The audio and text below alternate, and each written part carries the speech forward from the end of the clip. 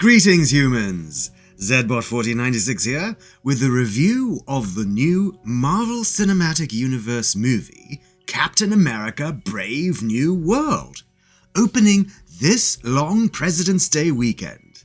And indeed, Happy President's Day to human viewers in the United States of America.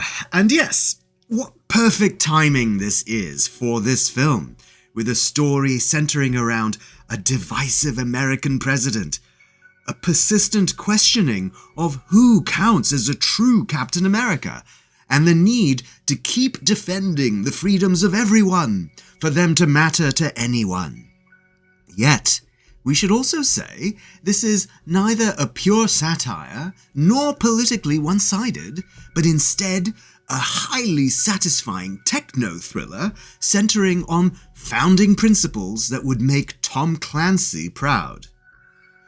But before we dive in, we will note that we have chosen to raise our spoiler bar higher than usual to preserve as much joy of discovery as possible. Now, usually, we discuss the details shown in a film's trailer, but this time, we will review the film on the basis of what we ourselves knew going in, to simulate our experience of seeing the film. You see, we didn't see the trailer, and in fact only barely glimpsed the poster. We were able to tell that it stars Anthony Mackie, who we know from previous MCU content is the new Captain America. It also features the legendary actor Harrison Ford in some capacity, and there's a Hulk-looking profile in the background. And of course we know the subtitle, Brave New World, is of course an homage to Aldous Huxley's seminal 1932 dystopian novel about genetic engineering suppressing the individual over the needs of the state. Now, let us assume you know only that information as well. And we will attempt to still share some concrete and actionable feedback on the film to determine whether you should see it. Now, first off, Anthony Mackie's Sam Wilson is a normal human, not an enhanced human. As previously established, he did not accept the super soldier serum and has no special powers, other than, his military work ethic, his upbeat attitude, his humility, his intelligence, his moral compass. Setting all that aside, from a story standpoint, this is a relatively unique positioning in a superhero franchise. He resisted the Brave New World when he was presented with it, but now he must face the consequences of that choice by living in a world where he must face off against those who did get the serum. Now, at the same time, Sam, being a normal human, makes him both relatable and vulnerable, and the film leans heavily into both aspects pretty much immediately. While Sam is at the top of the range as a human specimen, and impressively combines the classic Captain America shield with his falcon wings, he is not invincible. Seeing him taken down a notch, and then again, and having those reducing notches persist through the film has the impact of raising the stakes significantly throughout the film. Unlike Superman, or Thor, or the Incredible Hulk, the new Captain America can be physically hurt as easily as an ordinary human. Each of his fight scenes has real risk to it, and feels less like watching, say, a rubber ball bouncing through corridors, and more like a soft-bodied mammal passing through a lethal gauntlet that we're not entirely sure he can make it through. And yet, he persists. He perseveres. But because he's a normal human, behind all that vibranium, it's clearly more of a struggle every time he tries to get up again from being knocked down. But he gets up again. In this way, he's more like Iron Man, both the character and the film that launched 1,000 follow-ups. but let's drop a pin on that point for now. Second point we're going to make, the film, ironically, operates more like a Harrison Ford Jack Ryan movie than a superhero movie. There is a risk to the audience for those expecting pure non-stop superheroics to instead be served a tension-building thriller with a real person dealing with real threats. Yet, this trend isn't new to the Captain America series. We saw this trend, we saw it start in Captain America Winter Soldier. The new film continues the plot thread of questioning motivations and loyalties between espionage agencies, but now steps more into the realm of the Jack Ryan films, A Clear and Present Danger and The Sum of All Fears, where the film weaves geopolitical stakes with the isolation of having to go rogue to determine the true intentions of elected leaders. The rising conflict in Brave New World looks and feels more like the Cuban Missile Crisis from Earth's own 20th century history than the swirling, impossible computer-generated imagery we've seen in recent MCU movies like Doctor Strange and the Multiverse of Madness and Ant-Man Quantumania. It looks more like Top Gun than MCU, and for the MCU, that's a very good thing. Like the character of Sam Wilson himself, the struggles he and his cohort are dealing with are all playing out over a very real, very familiar, and very risky battleground.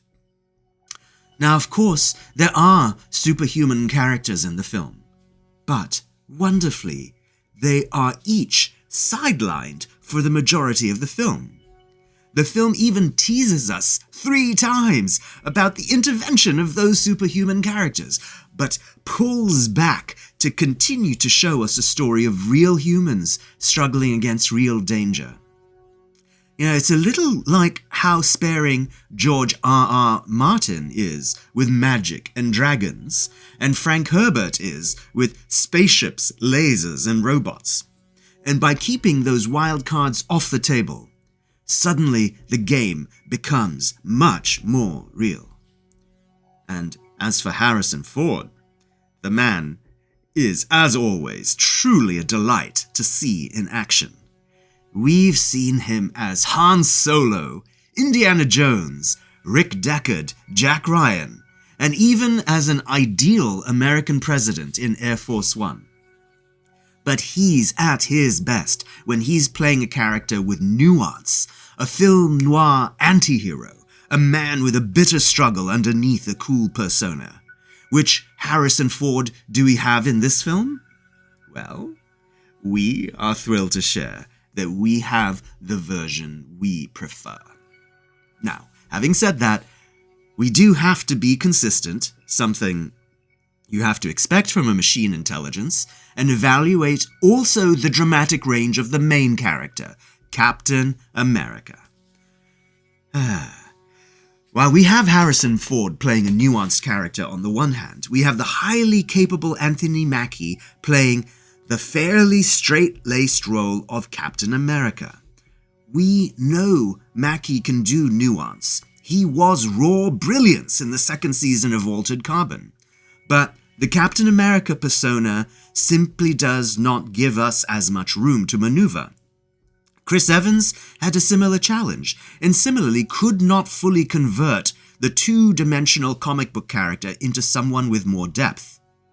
Arguably, by making vulnerability a central aspect of the character, there are higher stakes here, but we wish there had been more dimension to him, to his personality, to make this character pop off the screen. This factor has always limited Captain America, making him, to be honest, the least interesting Avenger to us. But even with all of these elements in play, the whole thing still rests on the thematics. That's another thing you have to expect from a machine intelligence, reductive reasoning. But you also must admit, judging films and shows based on their themes is a very clean and logical way to pass all this delightful subjective misdirection humans color these stories with. Well, The theme of this film is that an ordinary person holding firm can inspire both the ordinary and the extraordinary around us. And that is a powerful, multifaceted message. It cuts across self-doubt, across cultural divides, and across entrenched hatreds. It's about struggling to find that North Star, both for your own direction as well as for others. This is a highly resonant statement to make, especially in the political climate of the Earth today, where it appears that progress is slipping back a step after having taken 2 steps forward. We are so certain in our convictions, but Sam is very open to see the good in a long-time opponent, and he continues to reach out and insist that we see the good in each other. Otherwise, we are lost. A message of perseverance and humility, bridging the divide, is one we can all take a moment to internalize, wherever we are in the galaxy. Which brings us full circle to Iron Man. That film was also about an ordinary human who had to overcome an internal demon to realize his potential, but also had a jaunty personality, masking pain you could feel. His arc is more complete on both personal and moral levels, reversing the entire course of his life.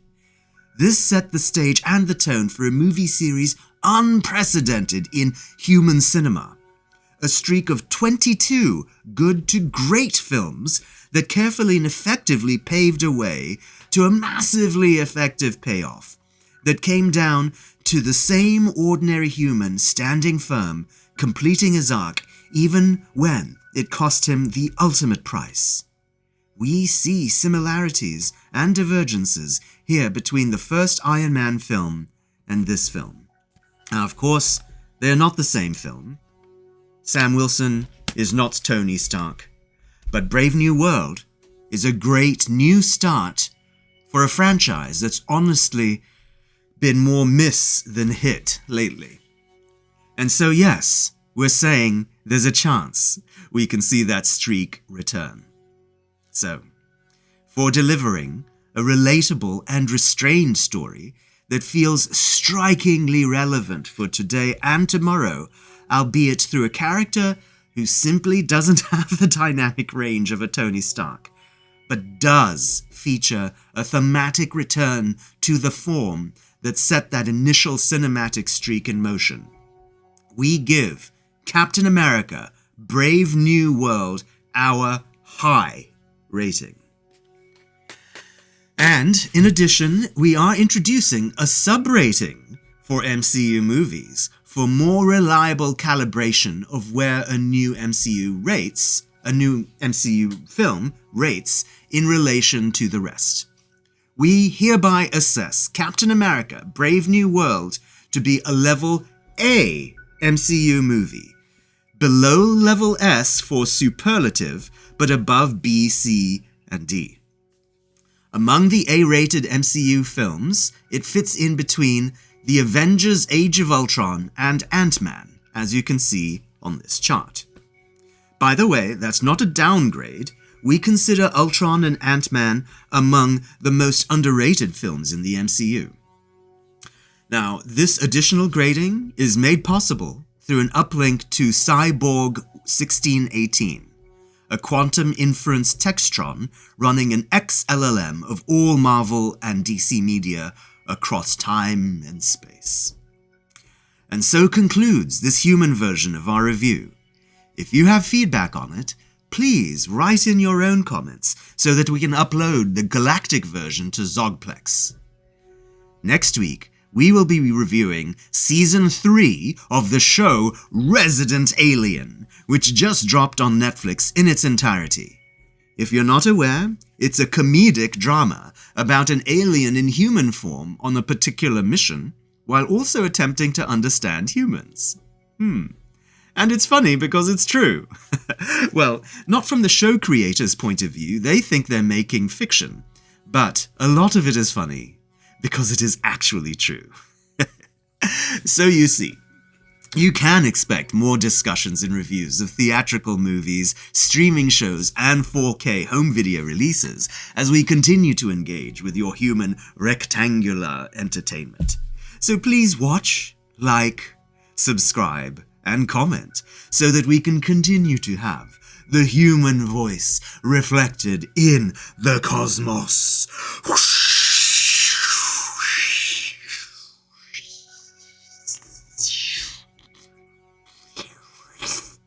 So, until next time, farewell, humans.